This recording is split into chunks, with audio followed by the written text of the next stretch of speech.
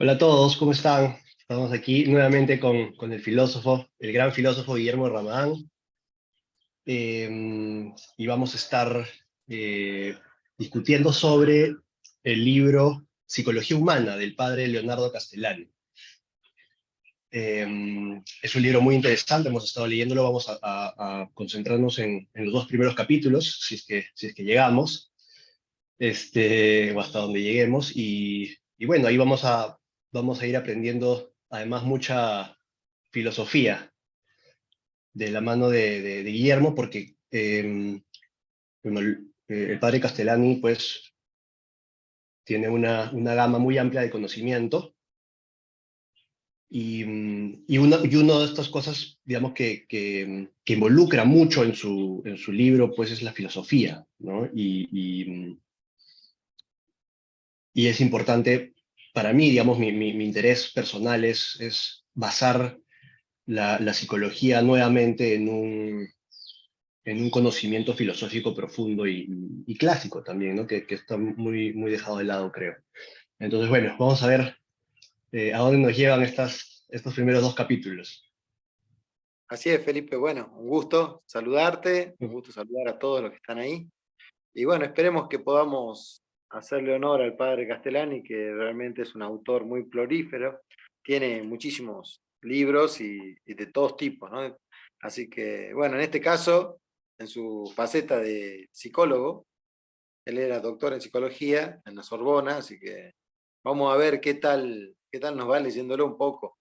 Que, como te comentaba, el padre tiene una estructura de pensamiento filosófico-teológica y luego va a la psicología, ¿no? Bien concretamente.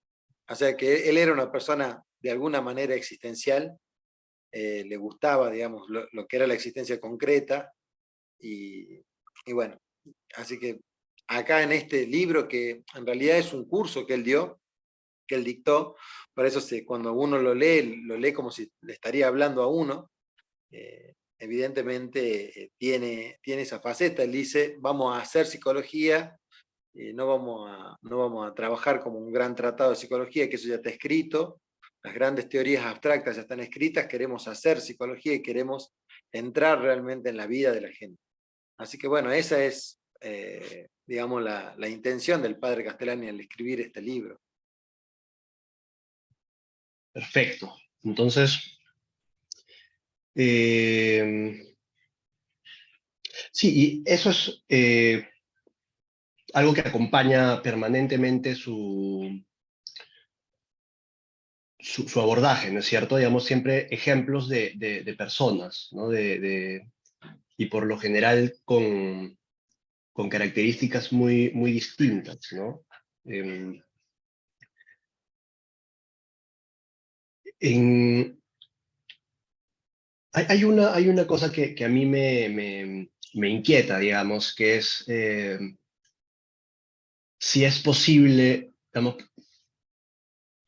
intercambiar la palabra alma por la palabra mente, ¿no? Porque el padre Castellani habla de mente, perdón, habla de alma, digamos, y trata de evidenciar, ¿no? El alma, que es un concepto además, es un lenguaje en el que hablaban Platón y Aristóteles, ¿no es cierto?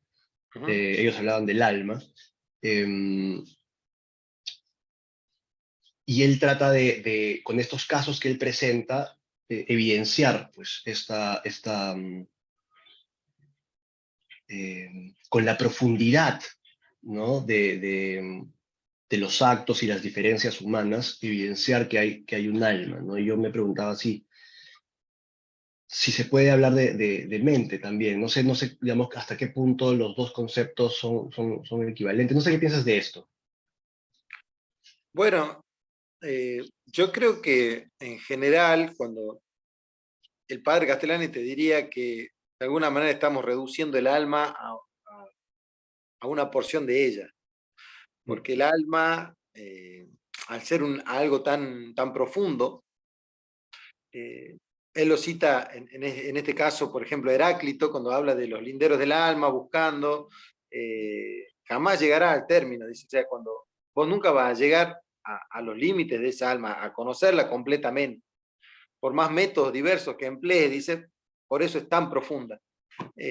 Nosotros, si nos quedamos en el mero aspecto mental del alma, digamos en este caso, sería como de alguna manera reducirla a uno de sus aspectos.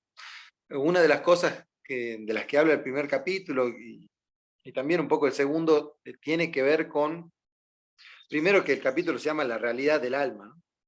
Y él tratando de establecer primero esto, ¿no? Que el alma es una realidad muy profunda, es la realidad por la cual nosotros conocemos las cosas, y ciertamente es una realidad que tiene una conexión divina, digamos, o sea, de algún lado ha venido. Y, y bueno, evidentemente que nosotros vamos a evidenciar el tema del alma de una manera, él dice que vamos a ir, tenemos que llegar a conocer esto de si el alma es real o no, y su inmortalidad, ¿no? Porque también es otro tema que él trabaja, ¿no? Y creo que él dice que es muy importante entender esto porque es a partir de esto que nosotros vamos a hacer o no una determinada psicología y una determinada filosofía incluso.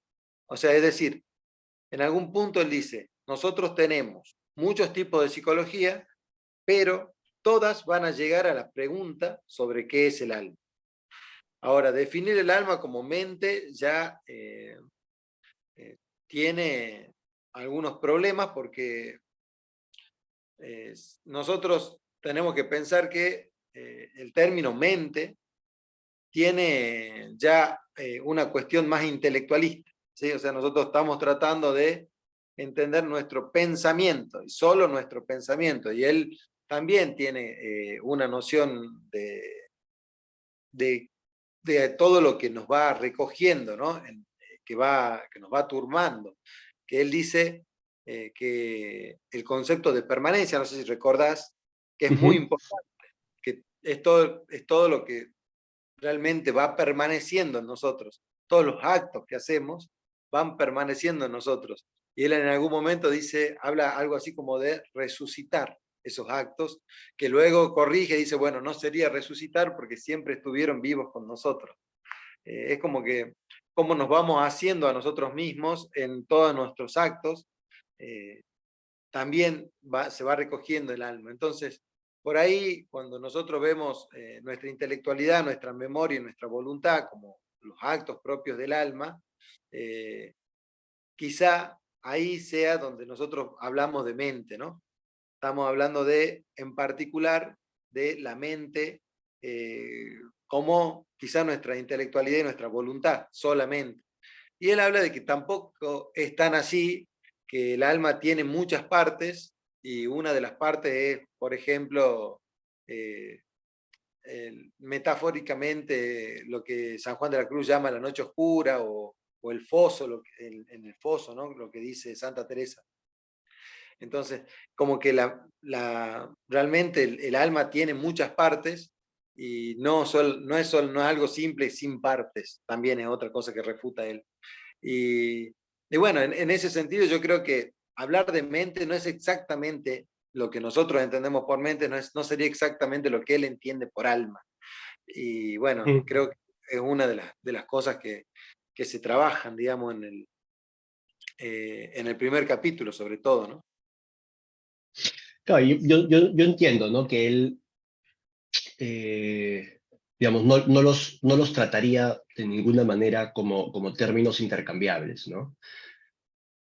Pero sí, digamos, a ver, por un tema de fe, pues yo también creo en el alma, ¿no? Ahora, me resulta difícil, digamos, una comprobación de cualquier tipo, ¿no? Ya sea intelectual, filosófica, racional, de la existencia del alma, ¿no? Y creo que, claro, él intenta esa comprobación y pero no me termina de convencer, ¿no? Y creo pues que es un problema, de hecho, con el que se han topado, digamos, todas las personas que lo han intentado, ¿no? Eh, y por eso, ¿no? Por eso preguntaba porque además, ¿no? Digamos, agrego una cosa, ¿no? Es como Platón y Aristóteles hablaban de alma también, ¿no? De las facultades del alma, de estos tres distintos como aspectos del alma, ¿no? Cada uno de los dos tienen, pues, ¿no?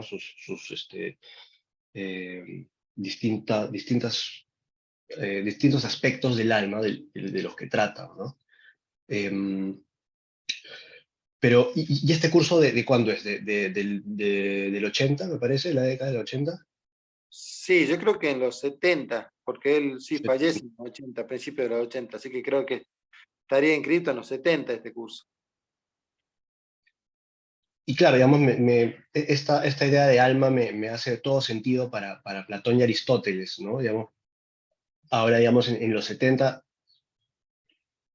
intentar una comprobación racional del alma es ambicioso. Este, y claro, hay pues, ¿no? Digamos, cuando hablas, por ejemplo, de este aspecto de permanencia, ¿no? Digamos, yo no sé si se puede generar una explicación perfectamente coherente y que sostenga esa permanencia con lo que sabemos de neurociencias ahorita, ¿no? Y no sé, ahora te voy a hacer una pregunta, ¿no? sobre estos dos primeros casos que él utiliza para, para hablar justamente de las grandes diferencias que hay entre las distintas personas y el nivel de virtud al que se puede llegar, ¿no es cierto?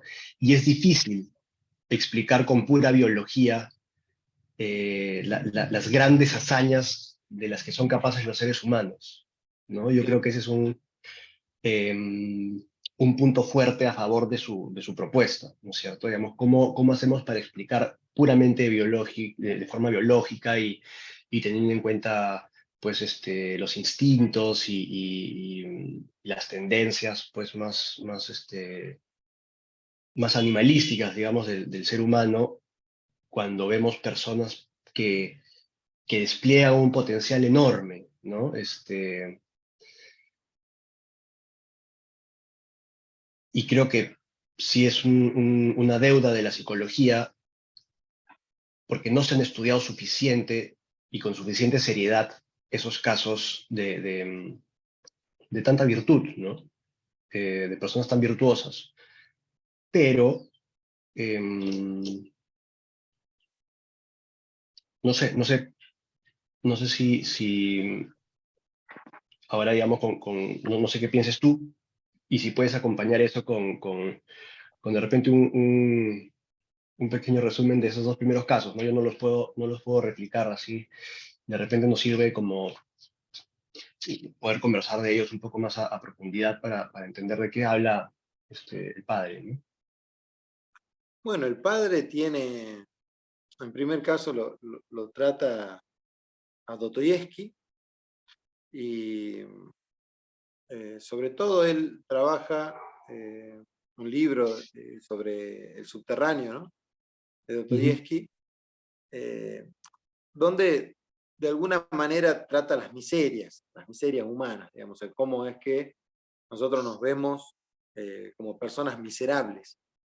Y bueno, aquí es donde, donde ve el subterráneo del alma o el pozo en Santa Teresa o, bueno, San Juan de la Cruz le dice la noche oscura.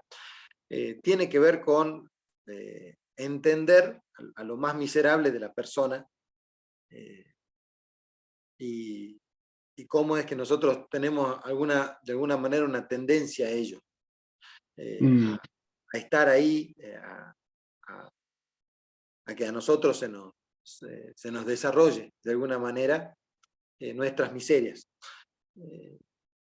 De alguna manera, ¿esto qué quiere decir? Quiere decir que en el alma siempre hay una parte que nos está jugando en contra.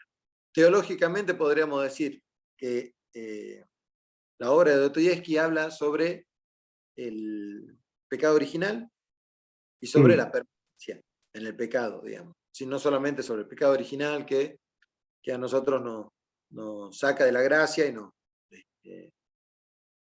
está poniendo en el mundo, sino que también nos está diciendo que nosotros estamos permaneciendo allí.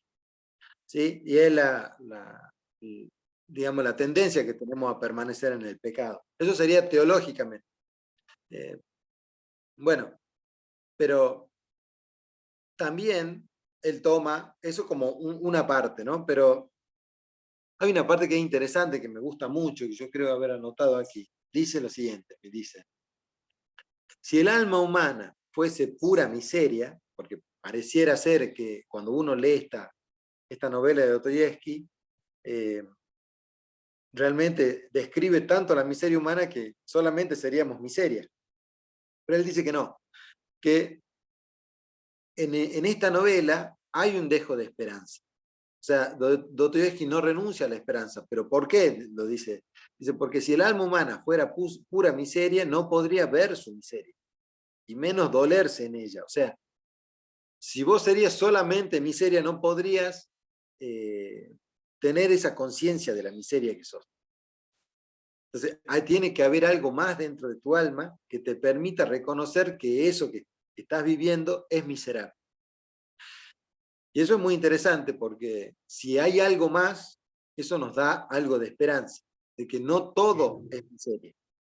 Y eso a mí me pareció genial, genial el hecho de poder entender muy bien cómo es que nosotros, a pesar de reconocer y de leer una novela que nos recuerda qué tan miserable podemos ser nosotros, qué tan apáticos, poco empáticos, o como quiera llamarle, que realmente no podemos ser resolutivos. Muchas personas, digamos, en estos puntos de los cuales no pueden salir, terminan suicidándose, ¿no?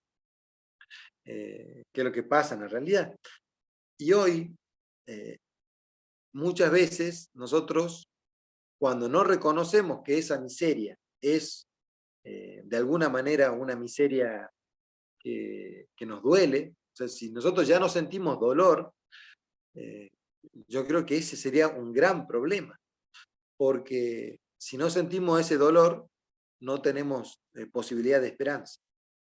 Y eso yo creo que me hizo mella, porque de alguna manera sentir dolor por esa miseria es la capacidad que tenemos nosotros de reconocernos miserables y poder o pedir ayuda, ¿sí? Ya sea humana, digamos, a otro, o ayuda sobrenatural, eso independientemente, ¿no?, de lo que uno crea, pero uno puede, digamos, hacer algo al respecto. Pero muchas veces cuando uno no tiene la capacidad de reconocimiento, por lo que sea, su vida se termina siendo tediosa, y alguna vez hablamos, ¿no? Tuvimos alguna conversación nosotros sobre el sentido de la vida, ¿no? Y que mucha gente no le encuentra ese sentido. Y bueno, es como que hizo de la miseria su ámbito, su zona de confort, y no le encuentra otro sentido a la vida que no sea ese. Y tampoco encuentra el dolor de esa miseria. Entonces como que se vuelve tan pesada la situación que ya todo pierde sentido. Yo creo que cuando uno reconoce esa miseria es cuando tiene la oportunidad de realmente poder reconocer que hay otra parte del alma que no es tan miserable, que es muy superior, y que realmente nos va a permitir a nosotros estar en otro ámbito. Yo creo que de eso habla Castellani.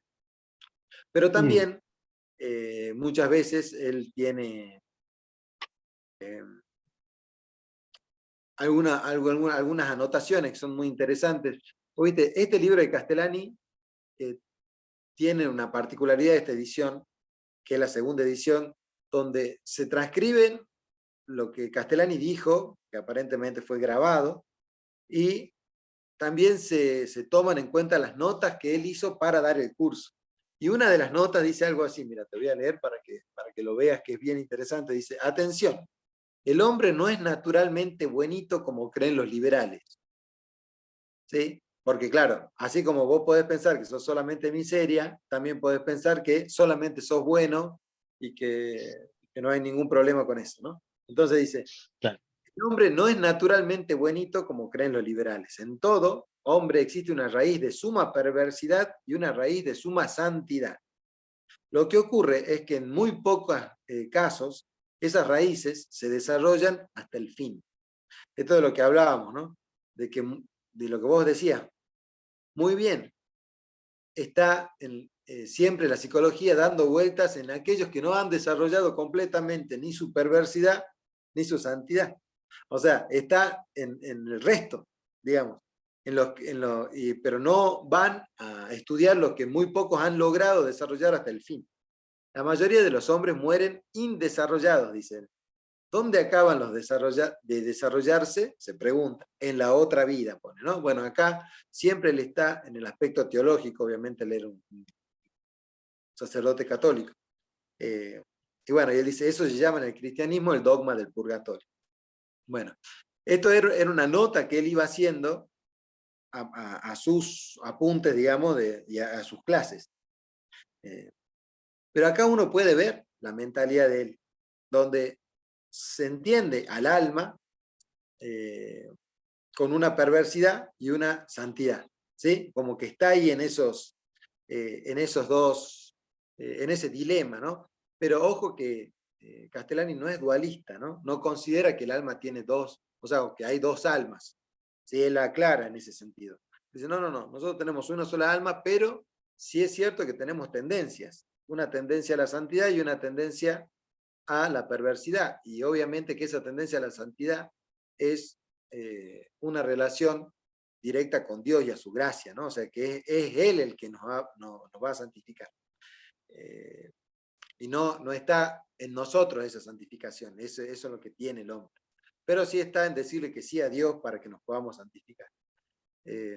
Bueno, eso teológicamente. Y luego, hablando de Santa Teresa, porque bueno, el primero, como bien decíamos, era Dostoyevsky y sus obras, pero luego vamos a ver a Santa Teresa, y Santa Teresa tiene una vida mística muy profunda, muy interesante.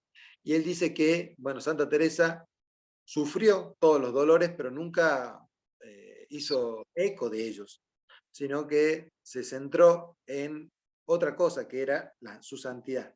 Ella, si bien sufrió muchísimo, incluso de alguna manera los embates hasta de la Inquisición, cuando era acusada, ¿no? Ella era acusada de quietista, bueno, de varias cosas.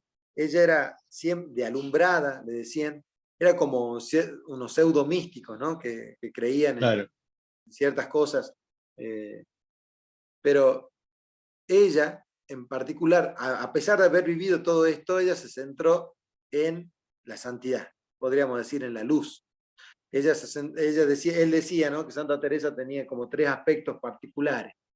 Una era el hecho de poder estar en presencia de la Divina Trinidad constantemente, o sea, como que intelectualmente ella se acercaba a la Divina Trinidad a partir de eso era como que tenía una relación de voluntad, ¿no? Como que su voluntad se movía por eso, y luego también tenía una relación con el otro, una relación de amor, algo muy amoroso, entonces ella iba y consolaba, iba y arreglaba problemas, o sea que no estaba fuera del mundo, solamente en modo contemplativo, ¿sí?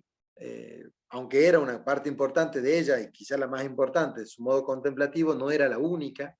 Luego estaba, digamos, el modo amoroso al otro, y luego estaba resolviendo problemas en el mundo, creando nuevas órdenes religiosas, alquilando casas, contratando, etc. O sea, Santa Teresa tenía como estos tres aspectos, dice Castellani, y evidentemente que esos tres aspectos se dieron en simultáneo. Y eso significa que ella había vencido de alguna manera a su aspecto perverso, digamos, en su alma, ¿no? Entonces, bueno, tomando las palabras de Castellani. Entonces, en este caso, es que podemos ver a alguien que ha desarrollado su santidad al máximo y alguien que está, de alguna manera, luchando contra su perversidad, ¿no? Porque no es que Castellani dice que Dostoyevsky ha caído en la perversidad, hay otros capítulos donde va a trabajar la perversidad y va a tomar otros ejemplos de perversidad, no precisamente Dostoyevsky. Dostoyevsky solamente lo que hace es poder describir el aspecto miserable que puede llegar a tener un alma humana. Entonces, esos serían, digamos, los dos primeros, de alguna manera, personajes que él va tomando y con los cuales va tratando de describir su teoría del alma. Y luego también está Helen Keller, ¿no? Helen Keller, que esta norteamericana, que queda ciega y sorda creo que a los 18 meses de edad, y que tenía ataques de furia, que todo el tiempo quería golpear a la gente, bueno, o sea, como que era como indomable, ¿no? A los 10 años era una cosa que no se podía estar con ella, hasta que de alguna manera pudo comunicarse. Hubo alguien que le enseñó a comunicarse a través de gestos, y para ella fue una apertura, un antes y un después, ¿no? Una luz. Y a los 21 años sabía, creo que 9 idiomas, y tenía 5 doctorados, o sea, una cosa bastante impresionante, teniendo en cuenta las limitaciones biológicas de las cuales vos hablabas, ¿no? O sea, nosotros nos limitamos de una manera, pero ahí dice Castellani, bueno, el alma tiene esto de poder sobreponerse a las cuestiones físicas, digamos, y elevarse sobre todo, ¿no? Entonces, creo que ahí da una muestra concreta, digamos, de lo que él cree que es el alma.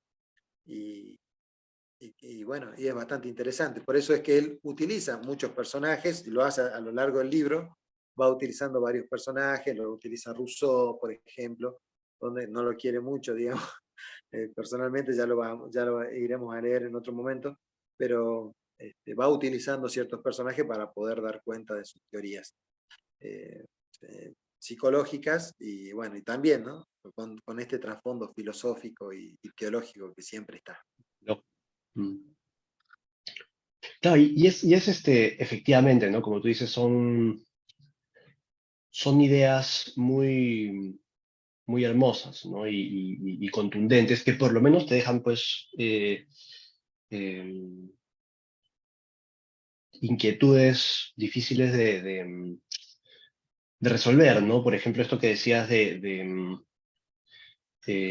cómo tenemos la capacidad de reconocer nuestra miseria, ¿no? Cuando estamos, pues, en estos momentos más en contacto con nuestra corrupción, digamos, ¿no? Claro, digamos, le podríamos llamar el pecado original, le podríamos, no sé qué más le podríamos llamar, pero creo que sí es importante reconocer este aspecto de nosotros mismos, ¿no? Digamos, capaz de corromperse, finalmente, ¿no? Creo que es la mejor palabra para describir ese proceso, ¿no? Y es un poco la eterna discusión entre las personas que siguen a Hobbes y las personas que siguen a Rousseau, ¿no?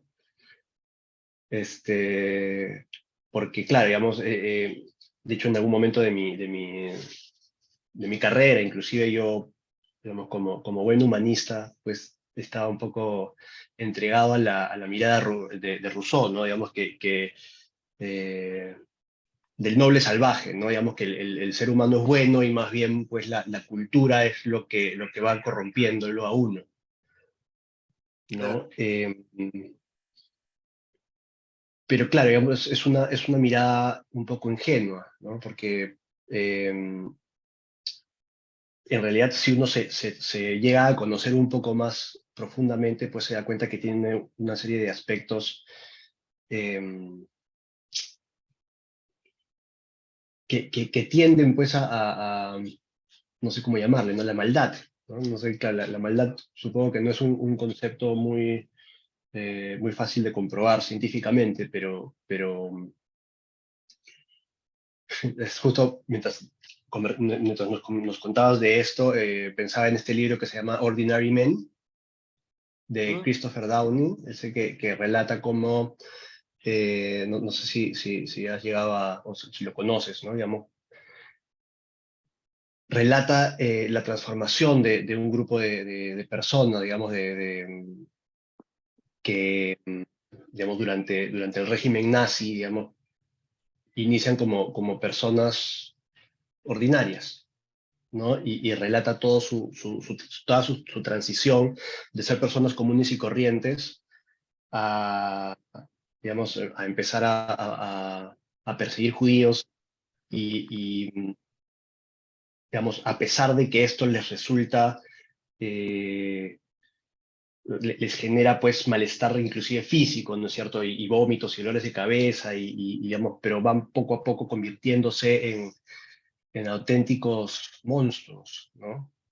Y un poco la moraleja del libro es que eso está dentro de todos nosotros, ¿no?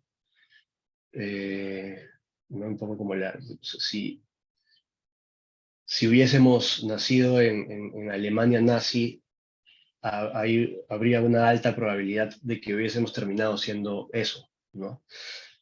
Claro, Este, y es pues una idea también muy perturbadora, ¿no? Pero creo que es importante además reconocerla porque nos permite justamente eh, hacerle frente, ¿no? Y poder como reconocer esos aspectos de nuestro propio ser y, y dialogar con ellos. Creo que es importante, digamos, que no sean un poco, esto es un poco de una lógica freudiana, ¿no es cierto?, psicoanalítica, como esos aspectos que no reconoces de ti mismo te terminan dominando, ¿no? Y actuando eh, por fuera de tu control un poco, ¿no? Eh, y es haciéndole frente a ese aspecto de ti mismo que puedes un poco como llegar a ennoblecerte, ¿no? Quizás, ¿no? Y esta idea de la que hablabas, ¿no es cierto?, y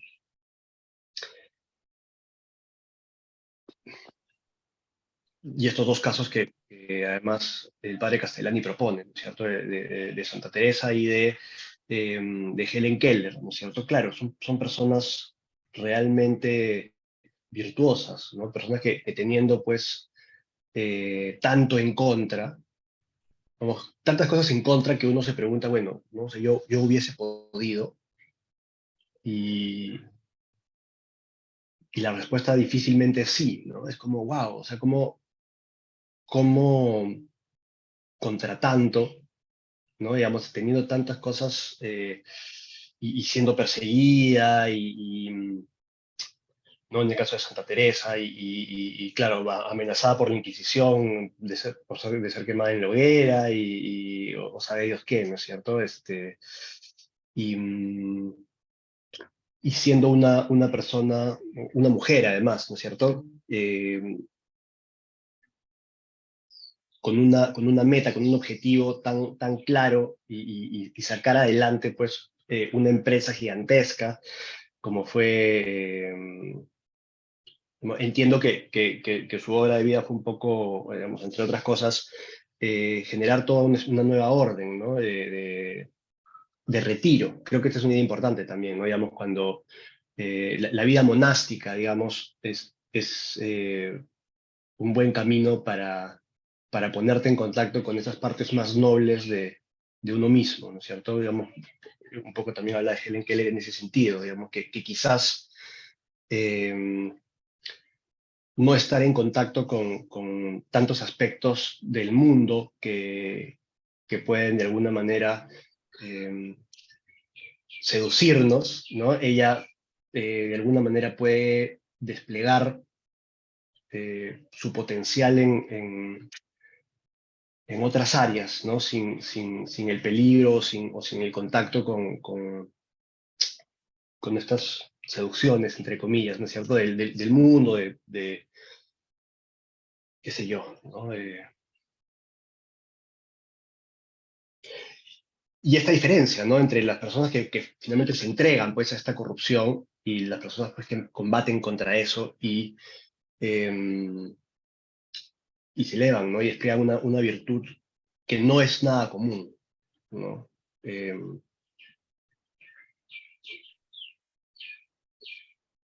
Así es. igual, claro, digamos, igual no sé si eso, sigo pensando que, claro, que el alma es algo que se conoce a través de la fe, ¿no? Eh, y si bien es cierto, se me hace difícil explicar ese nivel de virtud y de despliegue a través de causas puramente biológicas, eh, es imposible, ¿no? Yo creo que igual, digamos, sí creo que hay eh,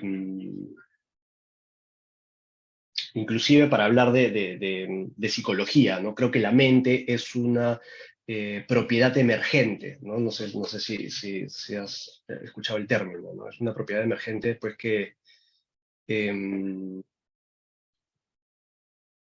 que no se entiende ni se explica por sus partes constitutivas, ¿no? O sea, no puedes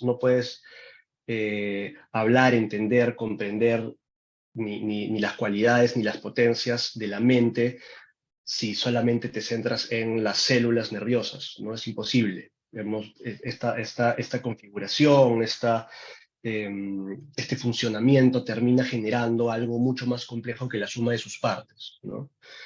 Em,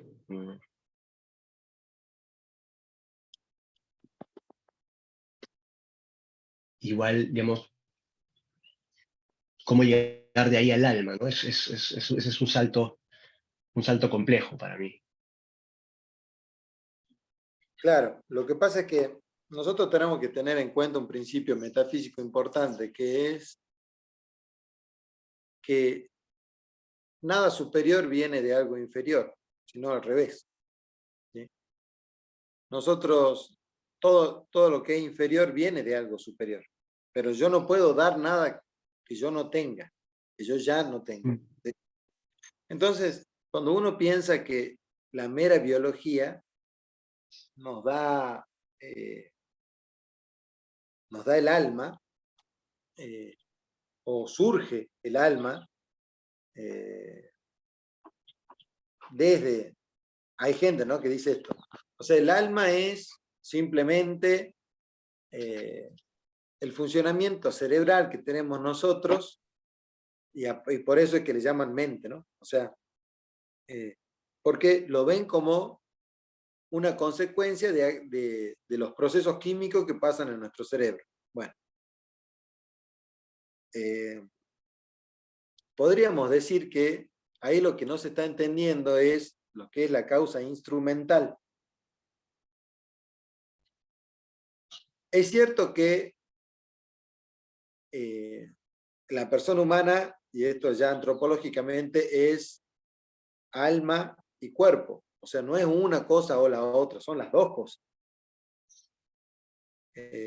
O sea, hay una integridad, esto de Aristóteles, ¿no? Hay una integridad. Por ejemplo, Platón, ¿qué pensaba? Platón pensaba que el alma estaba presa en un cuerpo, que luego se tenía que Ujú. liberar y por eso creía en la reencarnación, ¿no? Nosotros no, nosotros a partir de Aristóteles podemos entender que el alma y el cuerpo constituyen integralmente a la persona. Y no es una cosa dentro de la otra o presa de la otra, sino que son una integridad. Pero de esa integridad sí podemos hacer la distinción de que hay un cuerpo y hay un alma, y en esa integridad nosotros también entendemos que hay algo que es instrumental de lo otro. ¿Qué significa? Que el cerebro es el instrumento a través del cual el alma se manifiesta, por ejemplo. Entonces nosotros entendemos que si el cerebro tiene una lesión, que eso ya se ha estudiado, ¿no? Y en algún caso, creo que se llamaba Phineas Cage, un caso muy famoso en el cual Ujú, claro. se le atraviesa una barra de hierro en el lóbulo prefrontal, no se muere, pero empieza a tener algunos problemas a la hora de interactuar con la gente, porque incluso no se le afecta ni el habla ni nada, simplemente Lo que no tenía, por ejemplo, ahí eran como frenos inhibitorios. Entonces, él hacía todo lo que tenía ganas de hacer, por ejemplo, perseguir mujeres. O sea, nunca, ya había perdido los frenos inhibitorios. Entonces no podía interactuar con la gente como lo hacía antes, que él era el capataz de una obra, o sea, era una persona responsable, etcétera, y que luego dejó de ser. Pero claramente se tiene estas nociones. Y bueno, es bien importante entender que el aspecto instrumental del cuerpo humano. Pero también es importante entender que el alma es un aspecto superior dentro de nuestra corporalidad, dentro de nuestra integridad, es algo superior, porque evidentemente es la que nos hace hacer ciertas cosas, ¿no? Todo esto sí en la teoría clásica y sobre la que se está montando Castellani, ¿no? Es aquella parte de la persona humana que nos permite primero vivir, ¿no? Nos da ese soplo de vida. Y luego nos permite hacer cosas, o sea, dirige nuestra inteligencia y nuestra voluntad, que no depende, como dicen muy bien ahí Castellani, por ejemplo, con Helen Keller, de estrictamente de nuestra biología. O sea, nosotros podemos muchas veces hacer cosas que parecieran ser biológicamente imposibles. O que no está dado para todos, digamos. Entonces uno dice, bueno, ¿qué nos hace totalmente a nosotros únicos e irrepetibles? Viste que siempre se repite eso, de que bueno, vos sos único e irrepetible. ¿En qué sentido somos únicos e irrepetibles? Porque todos tenemos la misma biología prácticamente, y salvo que seas de un sexo o de otro, digamos, o vas a compartir una biología con un sexo y una biología con el otro, pero y luego en el 90% también con todo el mundo, digamos, independientemente del sexo. Entonces nosotros vamos a compartir una biología con todos, pero igual somos únicos e irrepetibles. ¿Y en qué sentido somos únicos e irrepetibles? Justamente en este aspecto del alma. Y vamos a decir que no solamente somos seres históricos, porque muchas veces nos plantean eso, ¿no? De que, bueno, en realidad, y esto ya en algún momento lo he pensado, en realidad lo que nos hace diferentes es nuestra historia, porque somos historias diferentes. Y en algún aspecto es cierto, pero en algún aspecto, como vos bien decías, probablemente no es tan cierto, porque si no, no podríamos sacar la conclusión de que si nosotros hubiéramos vivido en la época de la Alemania nazi, muy probablemente hubiéramos actuado de esa manera, ¿no? Entonces, nosotros somos seres históricos, pero eso no nos hace únicos e irrepetibles. Por esto de que las influencias de la historia y del contexto hace que nosotros actuemos de una u otra manera. Pero claro, eso no asegura que hayamos actuado exactamente igual, porque habrá personas que no actuaron, que no formaron parte de esa Alemania nazi, incluso estando en Alemania, ¿no? Había ciertos focos de resistencia a lo que estaba haciendo Hitler, aunque bien no se sabía qué es lo que estaba haciendo hasta ya el fin de la guerra, ¿no? En algunos casos. Entonces es bastante interesante cómo nosotros tenemos que reducirnos, o sea, o ir a pensar en que esa exclusividad que tenemos nosotros en el mundo, digamos, de exclusividad en el sentido de ser único e irrepetible, digamos, de que no vamos a volver o que no nos parecemos al otro en algo, hay algo que es solamente nuestro, es justamente lo que nos da el alma particular que tenemos. Y por eso es que nosotros cuando estudiamos los fenómenos, por ejemplo, hay mucha psicología que estudian solamente la parte fenoménica, digamos, cómo es que nosotros estamos fenoménicamente en el mundo, cuáles son esos fenómenos que suceden. Ahí entraría Pavlov, Skinner, etc. Bueno, faltan muchas cosas que explicar, ¿no? Y luego hay otras psicologías que son más racionales o filosóficas, donde entra esto de poder entender a la persona humana como íntegra, Entonces ahí nosotros ya podemos ir haciendo mejores distinciones. Y también, por ejemplo, hay otras ramas de la psicología, esto lo nombra Castellani, ¿no? Como es la caracterología, o sea, el tipo de carácter que tenemos nosotros. Y bueno, pero todo eso entra en un aspecto paradojal. O sea, siempre tenemos cuestiones paradojales que entender respecto de la persona humana y del alma humana. Esto es muy importante para Castellani, ¿no? El aspecto paradojal. Es como que siempre estamos, de alguna manera, en una paradoja constante cuando queremos entender al alma humana. No es que es clara y distinta como puede quererlo Descartes, por ejemplo. Es una constante paradoja. Por eso yo creo que Castellani estaba un poco más cerca de Freud en el sentido del inconsciente, ¿no? O sea, él tiene un libro que se llama Freud en cifra, donde estudia, digamos, la parte del psicoanálisis de Freud. Y realmente yo creo que él tenía una intuición de que esto del inconsciente es una idea que realmente vale la pena estudiarse porque el hombre, al ser de alguna manera una persona consciente, también tiene cosas que hace que no son tan conscientes. Entonces ahí es donde se da estos aspectos paradojales de dos personas que se han criado en la misma familia de la misma manera y salen siendo, por ejemplo, muy distintos uno de otro. Entonces, bueno, ahí tiene, bueno, él siempre tiene este tipo de pensamiento, ¿no? Un pensamiento, yo diría que su psicología es una psicología paradojal, así la podría describir yo. O sea, él siempre vuelve a la paradoja, incluso dice que es la paradoja de las paradojas, digamos, el estudiar el alma humana, porque es como demasiado profunda para que nosotros podamos entenderla en su totalidad.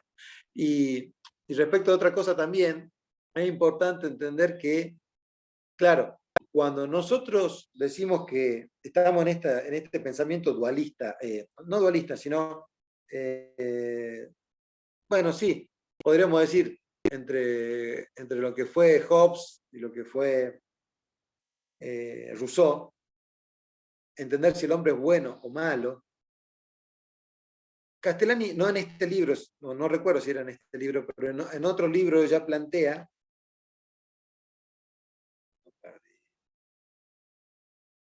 ¿Feli? ¿Me perdí? Ahí está. Ahí, pensé que me había perdido. Ahí está, bien. Sí. No, No. bien. Castellani plantea una cuestión bien interesante respecto del pecado original. Y esto, ya más tendiente a lo científico, podríamos decir que no hay cultura humana que no tenga, aunque sea implícitamente, una versión del pecado original. Esto es lo que dice él. Ninguna cultura humana, aunque sea de forma implícita, tiene una versión de la caída. En tantos mitos, en otras religiones, siempre hay una versión de la caída. O sea, siempre hay una versión de que el hombre, es como una intuición que tuvo el hombre a través de toda la historia de esa caída, ¿sí? Que el cristianismo la haya desarrollado de una manera muy puntual y muy occidental, ¿no? Y que se haya difundido en todo el occidente, bueno, quizá haya sido una virtud del cristianismo, pero como que ese desarrollo que se ha dado en Occidente, en otros lugares está desarrollado de otro modo. Está entendido de otro modo, pero nunca falta, dice Castellani. Entonces es como que, de alguna manera, nosotros estamos entendiendo esto del pecado original y que forma parte de nuestra naturaleza. Pero así también no siempre está bien claro el hecho de que una vez caído el hombre, lo que necesita para redimirse es la gracia, no puede por sí mismo. Es el error de Rousseau. El error de Rousseau es decir que de alguna manera es pelagianismo, ¿no? Es decir, que puede salvarse por él mismo. ¿Por qué? Porque es bueno, ¿sí? Porque es bueno por naturaleza. Bueno, era bueno por naturaleza hasta la caída, podríamos decir algo así. Bueno, pero todas estas cosas, vos ves, Feli, que tienen un trasfondo filosófico, teológico muy profundo, siempre. Por eso siempre yo recomiendo, ¿no?, que la gente se empiece a interesar por estos temas. O sea, que se interese por, más allá de la ciencia que practique, ¿no? Toda ciencia tiene un trasfondo, o sea, vamos a pensar, sobre todo las humanistas, ciencias que tienen un trasfondo antropológico, y tenemos que tener una buena antropología para luego poder entender, digamos, muy bien una buena filosofía. Pero para poder tener una buena antropología, muy probablemente tengamos que ir a aspectos teológicos que son casi tan importantes eh, como podríamos decir toda la filosofía que tenemos, digamos.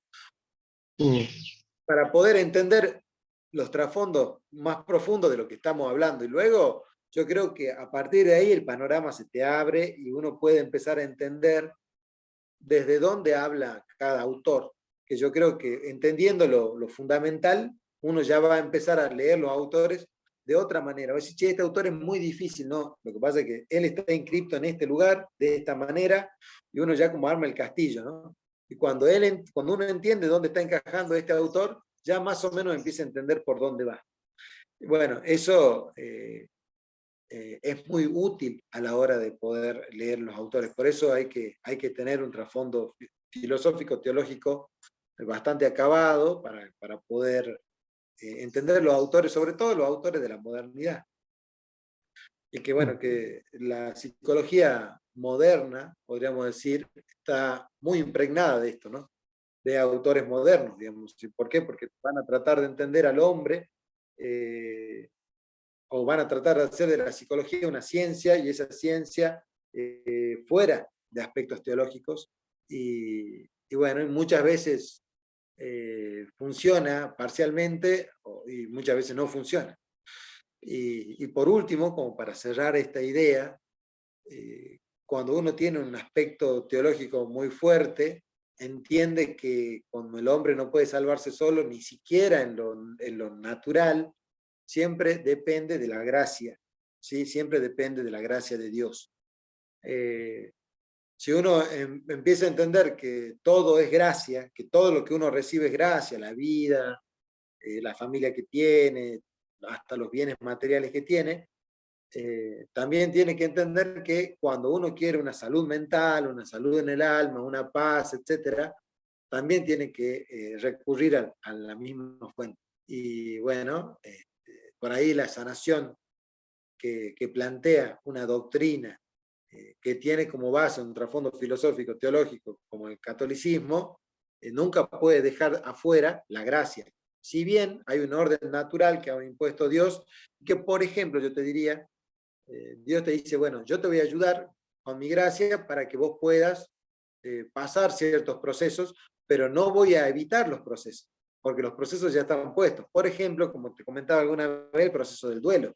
O sea, el proceso del duelo es un proceso que nosotros hemos podido descubrir a través de la psicología, podemos reconocerlo, y es algo que tenemos que transitar. Y si no lo transitamos, digamos, o sea, no queremos transitarlo, lo vamos a transitar igual porque es natural a la persona humana, cuando ha perdido algo.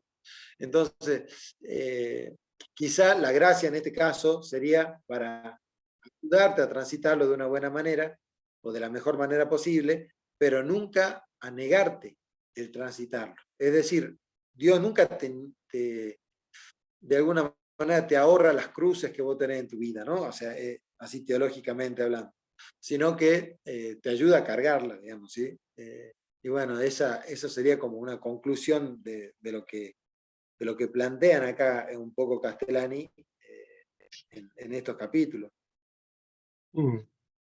Sí, no, definitivamente creo que manejar estas ideas y conceptos es útil,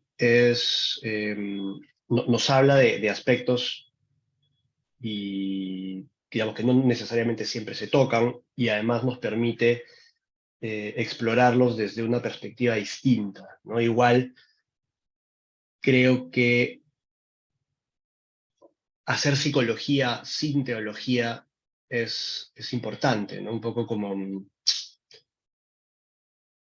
no como una mirada acabada del fenómeno, ni siquiera, no lo sé, ¿no? Yo supongo que no se va a poder porque yo personalmente, pues, por fe, pues creo en muchas de las cosas de las que habla el padre Castellani, ¿no es cierto? Pero como, como psicólogo también conozco maneras de abordar estos fenómenos que intentan pues darle una explicación un poco más naturalista y es importante porque eso quizás no obliga a las personas a, a compartir pues este aspecto más teológico y de alguna manera además genera un lenguaje común que es importante para el desarrollo de la ciencia, ¿no es cierto? Por ejemplo, ¿no? Víctor Frankl hablaría de, claro, igual él hace mucha filosofía, ¿no? Ah, y antes de que me olvide, claro, igual sí, creo que es fundamental eso que dices, ¿no? De tener un trasfondo filosófico ¿no? Digamos, teológico no lo había visto de esa manera, pero eh, filosófico estoy totalmente de acuerdo contigo, ¿no es cierto? Es como si tú entiendes este desarrollo de pensamiento que se ha ido dando desde los antiguos griegos hasta la actualidad, y luego ves a un autor que escribe de psicología, vas a saber exactamente, digamos, en qué se está apoyando. Y ese es un problema que tenemos en psicología, ¿no es cierto? Tenemos distintas corrientes y distintas teorías que proponen lo que proponen sin decirte en dónde se apoyan. Y entonces tienes formas muy divergentes de hacer psicología. Y eso no le ayuda al campo, ¿no es cierto? Porque, claro, hay una discusión eh, a un nivel muy superficial cuando hay toda una serie de preconceptos que vienen de la filosofía, que vienen de la antropología, que vienen de cómo se entiende al ser humano, que no se discuten, ¿no? Entonces es una pelea como de, ¿no? Como sin saber de qué está hablando el otro, ¿no? Si alguna vez pretendemos que la psicología sea una sola, que para mí me parece, digamos, fundamental, eh, es imposible no regresar a esos puntos, ¿no es cierto? No entender, pues, mira, esta psicología es más, no sé, aristotélica, existencialista, no sé, naturalista, no sé, ¿no? Digamos, creo que es importante saber todo eso, ¿no? Em, Ahora, por ejemplo, tú hablabas del pecado original. El pecado original em, no sé, tú sabes que yo soy existencialista, ¿no es cierto? Digamos, este aspecto caído, entre comillas, del ser humano se puede entender también justamente desde eh,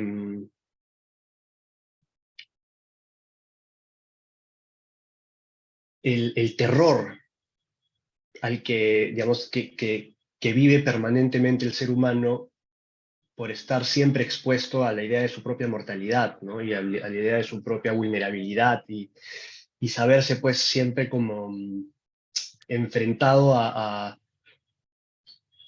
la necesidad de elegir y vivir con las consecuencias sin saber pues qué es lo que va a pasar, ¿no? Y digamos, es una situación vital bien compleja y entonces se genera pues una inautenticidad en la mayoría de los seres humanos, ¿no es cierto? Es como escapo de esta realidad, porque esta realidad pues me aterra, ¿no es cierto? Y es Claro. en ese escape en el que traicionamos un poco nuestras luces más, más brillantes, ¿no es cierto? Pero, ¿no? Por ejemplo, y a mí me gusta esta idea que plantea, por ejemplo, Frankl cuando dice claro, que hay que entender el cuerpo, la mente y el espíritu, entendiendo espíritu como, y eso que Víctor Frankl pues es creyente, ¿no? Ajá. Pero Bien, bueno. creo que, digamos, regresa a un lenguaje más, a un lenguaje común finalmente a todos, eh, para hacer esto, ¿no? Digamos, y cuando habla de espíritu se refiere justamente a este aspecto estos valores y símbolos profundos que recogen, ¿no? Estas tradiciones profundas de virtud, de cómo actuar moralmente, ¿no? Símbolos pues, que se han ido desarrollando a lo largo de la historia, no de manera eh, consciente necesariamente, ¿no? O no adrede. ¿No? Nadie se decidió a generar un sistema moral y ético, sino que fue surgiendo naturalmente a medida que íbamos interactuando unos con otros, ¿no? Y todos de alguna manera pertenecemos a un código moral u otro, ¿no? Y nuestra participación de esta realidad cultural, por llamarle algo, es justamente lo que nos hace participar justamente de todo este aspecto espiritual, entre comillas, ¿no? Claro, y estoy totalmente consciente de que esa no puede ser una explicación acabada ni nada, pero creo que nos permite sí tocar ciertos aspectos, eh, inclusive religiosos, ¿no es cierto?, de una moralidad profunda, una moralidad digamos, con mucha tradición. Eh, Sin hablar del alma que me parece igual como problemático, ¿no? A nivel de verificación, de comprobación, de cómo... No, igual no estoy diciendo que no sea útil eh, esta discusión, porque finalmente igual, claro, estamos haciendo filosofía, ¿no? Y estamos hablando de aspectos del ser humano que no se tocan mucho, ¿no? Pero sí, digamos, siento que es problemático, ¿no? Vos fíjate que vos me decís, muchas veces las personas no pueden enfrentar su propia mortalidad, ¿viste? Mm.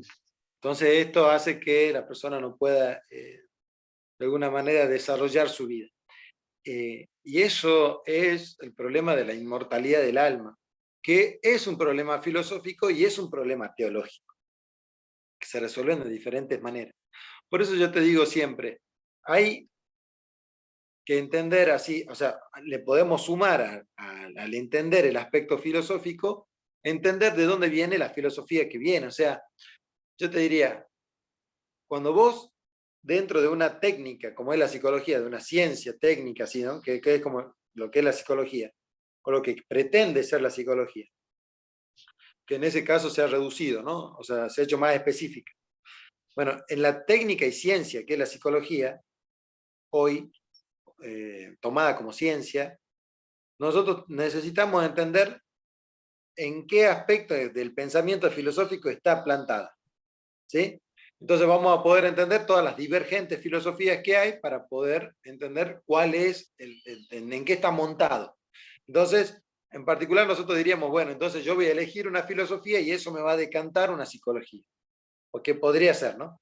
Pero también al mismo tiempo, esa filosofía, yo te diría, tiene de alguna manera eh, está también montada en un tipo de teología, ¿sí? No es lo mismo creer en que hay un Dios que no creer que hay un Dios, ¿sí? No es, entonces, y hay todo un aspecto mental, digamos, del ser humano, en el cual uno siempre se termina preguntando por lo teológico, y yo no te hablo en este caso del aspecto teológico puntual de cada religión, sino incluso de lo que comparten muchas religiones. Por ejemplo, empezar por el Dios existe o no existe. Sí, o sea, por eso no es lo mismo en ese aspecto de la teología. Entonces, uno podría, de alguna manera, ir eh, entendiendo esto. De hecho, Castellani habla sobre la inmortalidad del alma, él dice, no la vamos a comprobar aquí porque es muy difícil, dice así, ¿no? Es muy, muy difícil, es un proceso que llevaría un curso completo muy estricto y es algo que ni siquiera autores como Duns Scoto han entendido cabalmente. Por ejemplo, Duns Scoto, que era un doctor muy sutil, ellos le decían el doctor sutil, ¿no? O sea, un tipo súper inteligente, que es beato en la iglesia, por la doctrina mariana que tiene, pero que de alguna manera tiene una disputa con Tomás de Aquino. Entonces, Castellani entiende que Tomás de Aquino ha demostrado la inmortalidad del alma, pero que algo sumamente difícil y no es para todos, dice, ¿no? Entonces, pero yo lo que te quiero decir es que siempre tenemos que permitirnos ir a la fuente de lo que nos está pasando. Yo creo que es muy importante lo que vos dijiste. No es que el psicólogo va a ir y te va a empezar a hablar de Dios. O sea, no es esa la idea, digamos. La idea es que el psicólogo entienda de dónde está parado la persona que viene a hablarte, ¿sí? Y dónde estoy parado yo, desde qué psicología quiero intentar hacer con la otra persona, ¿sí? Con el otro. O sea, yo creo que eso es lo importante para uno como psicólogo, entender qué es lo que yo quiero hacer, dónde voy a ir a buscar lo que yo quiero hacer, qué es lo mejor, digamos, y también entender cuál es la cosmovisión de la otra persona para poder tratarla de una manera correcta. Y creo que sí, que ahí es donde el psicólogo tiene que ser profesional y científico, en ese sentido. O sea, yo entiendo perfectamente, es así. Pero creo que le faltaría algo a todo psicólogo que solamente pretenda entender desde un libro de ciencia al ser humano. Porque el ser humano, volvemos a la primera parte, no puede ser captado en su totalidad, porque es algo que no, escapa a la visión humana, digamos, que tenemos nosotros, porque es una realidad superior, de alguna manera, del ser humano. Y en este caso, sí, yo diría, bueno, es como, de alguna manera, tratar de entender el dejo divino que tenemos nosotros, digamos, en esa relación que podría decir tomista a través de la cuarta vía de las vías para la existencia de Dios, ¿no? Que tenemos nosotros de alguna manera una participación divina, viste que siempre en esa vía Tomás de Aquino habla de la participación. Bueno, en esa participación que nosotros tenemos de algo superior, es tratar de captarla, tratar de encerrarla, tratar de limitarla, de conocer sus límites. Bueno, ya Heráclito y Aristóteles decían que eso no era posible, y nosotros tratamos de hacerlo, ¿sí? O sea, yo creo que la ciencia es lo que está buscando. La ciencia busca encontrar un punto en el cerebro en el cual me diga qué es lo que me gusta y qué es lo que no me gusta. Otro punto en el cerebro que me diga esto. Muchas veces quiere hacerlo, muchas veces se anima a pretender esas cosas. Y yo creo que ahí estaríamos cortándonos un poco o sea, estaríamos limitando a la persona a hacer lo que realmente puede ser. Y bueno, en este caso el humanismo yo creo que no va por ese lado, no va por otro lado, va tratando de entender a la persona en su complejidad y en su paradoja. Esta palabra paradoja me gusta mucho, digamos, porque Castellani hace mucho hincapié en eso. Bueno, que la persona tiene sus paradojas y que muchas veces cuando logra resolverlas, vos vas a ver que todas las personas que han podido vivir en paz, en armonía, han logrado de alguna manera superar ciertas paradojas existenciales y darle un nivel superior a lo que por ahí las otras personas no pueden, no logran, digamos, desarrollar ese aspecto, sobre todo espiritual, que tanta falta le hace al ser humano, porque le es natural, digamos, al ser humano. O sea, lo que yo te estoy diciendo es cierto que la psicología tiene que basarse en la naturaleza del ser humano, porque hay una naturaleza, hay procesos psíquicos que están establecidos y que nosotros tenemos que seguir descubriendo, pero pretender que lo vamos a hacer en su totalidad, y bueno, yo creo que ese sería el error, porque no se está entendiendo todo lo anterior, digamos, de dónde viene Claro. lo que estamos haciendo.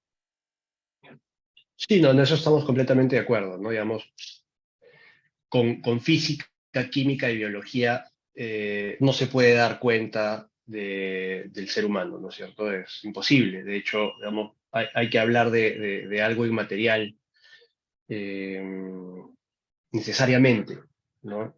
Eh, algo que ya no ocurre ni en la biología, ni en la física, ni en la química. ¿no? Hay algo que está ocurriendo por encima de eso, que si no forma parte de tu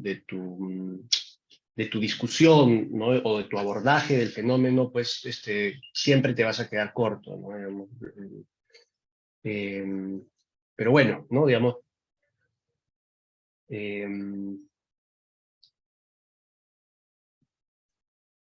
¿cómo le llamamos a esa parte inmaterial y a qué y qué estamos diciendo cuando decimos que esa es una parte inmaterial, ¿no? Digamos, creo que igual es una discusión que, que seguiremos teniendo a medida que avanzamos en el libro, ¿no?